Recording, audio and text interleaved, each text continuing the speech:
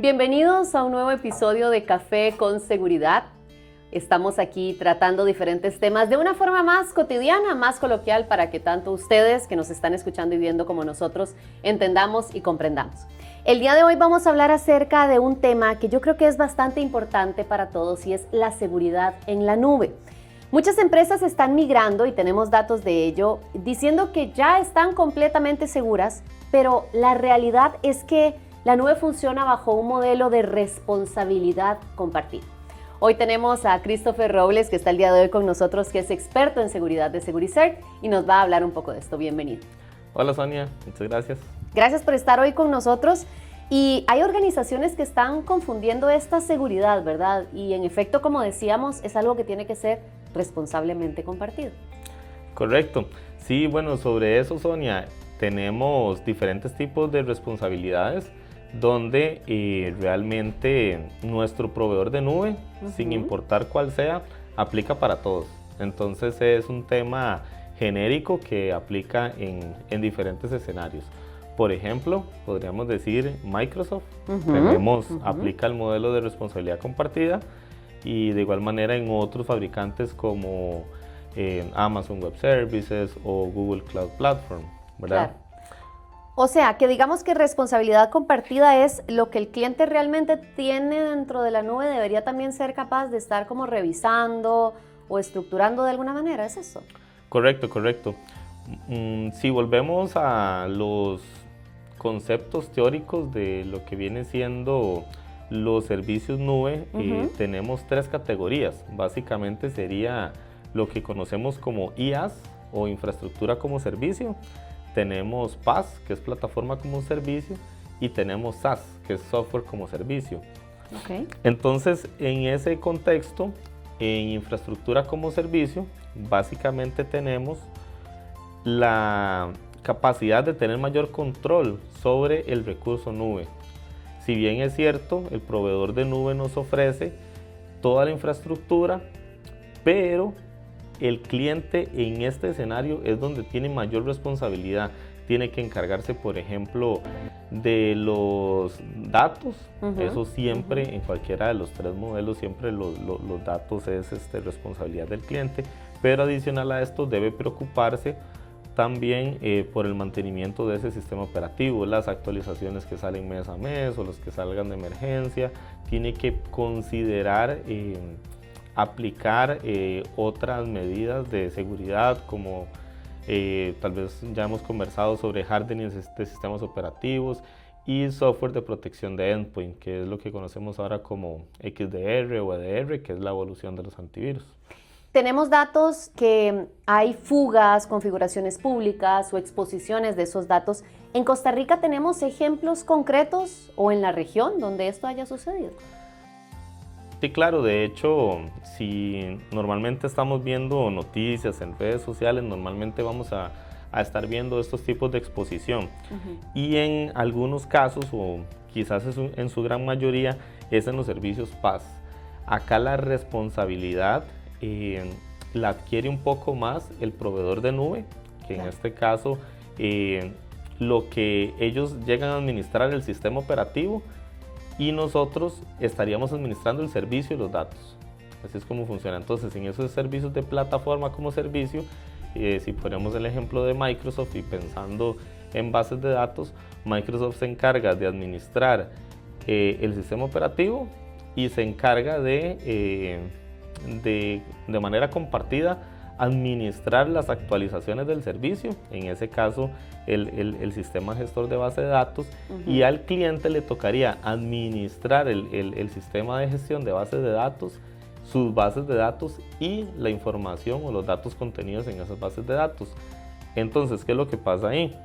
Por ejemplo, al cliente tener la responsabilidad de administrar el sistema de gestión de base de datos, o lo que se conoce como el motor, las nubes incluyen una sección de seguridad o de redes, que normalmente nos van a decir, bueno, desde dónde se están conectando sus aplicaciones, claro, quiénes son sus conexiones de confianza, por decirlo de una manera simple.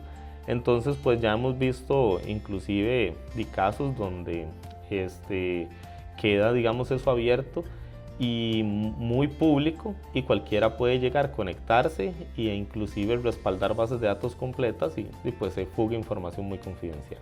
Y volvemos al mismo tema que hemos estado tocando en los podcasts de Café con Seguridad, y es que al final la información nos da seguridad, nos da confianza, nos da transparencia. Entonces, ¿cómo se puede mantener esta seguridad en un entorno cloud, en un entorno de la nube? Bueno, realmente cuando hablamos de nube, hablamos de una gestión de seguridad holística, que es básicamente aplicar seguridad en todos los diferentes puntos que interactuamos con la nube, claro. Arrancando desde la identidad, quiénes son los que se están conectando, quién tiene permiso de conectarse, que sea quien realmente es, que es básicamente la autenticación. Ahí ya implícitamente en nube ya estamos incluyendo la parte de múltiple factor de autenticación. Ya hemos visto que el reuso de contraseñas es un problema grave que se va a seguir dando, más que todo por el claro. tema de los usuarios finales, que ya lo hemos visto anteriormente, y el MFA viene a solucionar ese tipo o a mitigar un poco ese tipo de problemas o de amenazas. Pero también podemos aplicar temas de cifrado de datos en tránsito y datos en reposo, que en este caso, pues si hay una fuga de información, que ya sea porque algún ingeniero pues, hizo algo temporal y no lo quitó y dejó algo muy abierto, si por lo menos los atacantes descargan los datos cifrados, ya no van a ser legibles. Entonces va a hacer la diferencia que no se va a revelar la información al público, que es información confidencial, por ejemplo, para ese tipo de escenarios. Yo te voy a hacer una pregunta un poco salida, pero yo creo que muchas de las personas que nos ven y nos escuchan en Café con Seguridad, nosotros pensamos en la nube como aquello que tienen las empresas para subir todos sus datos, para subir todo, pero por ejemplo, yo tengo un Drive o algún tipo de plataforma y subo las fotos de mi familia o subo el paseo de fin de año. ¿Eso también va dentro de esta seguridad que tenemos? ¿Eso también se le llama nube como tal? Claro, claro que sí. De hecho, eso lo podemos ver por planes. Por ejemplo, tenemos planes desde planes personales. Hay planes educativos para estudiantes independientes que tienen un menor costo y brinda bastantes funcionalidades de productividad para las labores educativas. También hay planes para pequeñas empresas, hay planes para pequeña y mediana empresa, y ya hay para empresas, industrias sumamente grandes. Claro. Entonces realmente esto va en función del tamaño, pero no se limita únicamente a empresas. Si hablamos desde por ejemplo, personas físicas o trabajadores independientes, algunos pues optan por el uso de estas herramientas y las utilizan para sus datos personales y datos de la empresa. En este caso también es importante proteger esa información, porque como se pueden revelar datos personales, también se pueden revelar datos confidenciales pues de la actividad de cada individuo. Claro. Entonces pues podría prestarse para chantajes, de igual manera, que es lo mismo que pasa con las empresas, solo que dirigido a una persona, que también hay casos que se han visto. Con todo esto que me estás diciendo, y yo empiezo también como a pensar, quiere decir que el que yo suba todo a un lugar en específico no quiere decir que esté completamente resguardada mi información. Vamos a ver, hasta cierto punto la nube nos brinda gran cantidad de facilidades para que nosotros podamos tener la información siempre disponible y no perderla. Pero nosotros mismos tenemos que activar ese tipo de características, porque normalmente va ligado posiblemente a un costo adicional, pero ese costo adicional está justificado en el punto de que voy a tener un beneficio. Claro. Por ejemplo, hace unos pocos días, vimos una caída de una región de Amazon y muchas organizaciones se vieron afectadas. Correcto. ¿Por qué? Porque únicamente tenían servicios en esa región. La nube nos permite utilizar múltiples regiones.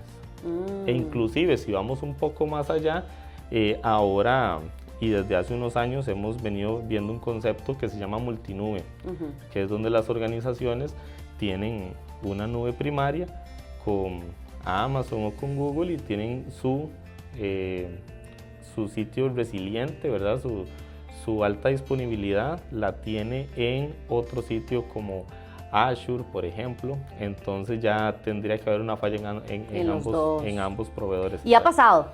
Exactamente, esa contingencia pues es una de las mejores que hay ahorita, pero igualmente no se está exento. Claro, que siempre ellos nos brindan un SLA, que es un porcentaje de disponibilidad, pero pues realmente siempre estamos susceptibles y se aplican estas medidas para mitigar el impacto, pero...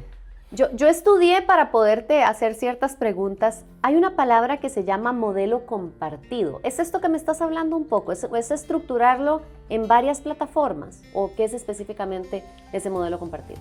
No, el modelo compartido es recapitular lo que conversábamos al inicio. Básicamente, infraestructura como servicio, plataforma como servicio y software como servicios. Nosotros debemos de tener bien claro qué estamos adquiriendo. Tenemos que tener un diseño previo. Hay modelos de adopción de nube o lo que conocemos como frameworks. Son básicamente buenas prácticas que los mismos proveedores de nube nos dicen, mira, si tenés operaciones de esta manera y te vas a mover a nube, yo te recomiendo que adoptes la nube de esta manera para que el impacto no sea muy alto y para que puedas mantener el mismo nivel de rendimiento, de seguridad y de disponibilidad que tenías en tu sitio en nube. Ok. Para cerrar, ya para ir recapitulando, entonces partiendo de que ya entendemos un poco mejor este modelo compartido, ¿cómo sé si mi empresa, grande o pequeña, está cumpliendo con esa parte de modelo compartido? ¿Necesito una persona experta para que me dé como esa asesoría? Sería ideal recibir una consultoría y validar que las cosas se están haciendo como se deben de hacer, porque en algunos casos sí hemos visto que hay clientes que tienen esa ambigüedad de que si estoy en la nube, eso es la maravilla, ¿verdad? La nube sí nos da la posibilidad de que yo creo recursos con 3 clics y ya tengo un montón de cosas implementadas, pero a la hora de implementar la seguridad no son solo 3 clics. Ya es un tema ya de estudio y es un tema que ya lleva un poquito más de ahondar en el tema para incluir la seguridad de la información y de los datos, poder proteger esos sistemas ya a nivel de seguridad informática y mantener la productividad y la operativa del negocio.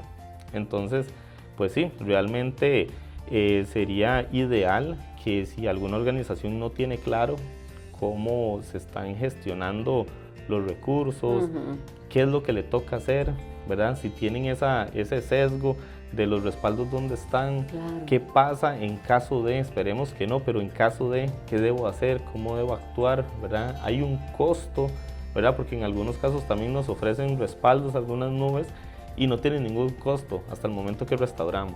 Sí. Entonces hay muchos temas que si los usuarios o si los administradores de esos sistemas tienen algún sesgo, sí lo ideal sería pues que aclaren todas esas dudas y que no tengan que correr al momento de un incidente o de una emergencia. Bueno, hoy estuvimos hablando acerca de esa seguridad en la nube. No todo lo que subimos está completamente resguardado, seguro.